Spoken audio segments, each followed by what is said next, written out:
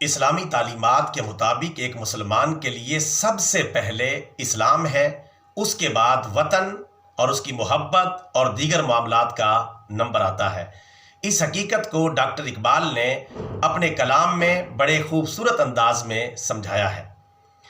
وہ فرماتے ہیں، ان تازہ خداؤں میں بڑا سب سے وطن ہے، جو پیرہن اس کا ہے وہ مذہب کا کفن ہے۔ یہ بت کے تراشیدہ تہذیب نوی ہے، غارت گرے کاشانہ دین نبوی ہے۔ بازو تیرا توحید کی قوت سے قوی ہے، اسلام تیرا دیس ہے تو مصطفی ہے۔ نظارہ دیرینہ زمانے کو دکھا دے، اے مصطفی خاک میں اس بت کو ملا دے۔ کیونکہ گفتار سیاست میں وطن اور ہی کچھ ہے، ارشاد نبوت میں وطن اور ہی کچھ ہے۔ اور قوم مذہب سے ہے، مذہب جو نہیں تو تم بھی نہیں، ربط باہم جو نہیں تو محفل انجم بھی نہیں۔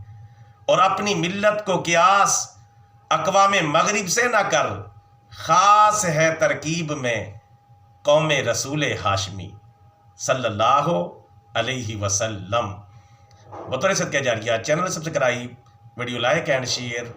جزاک اللہ خیرہ۔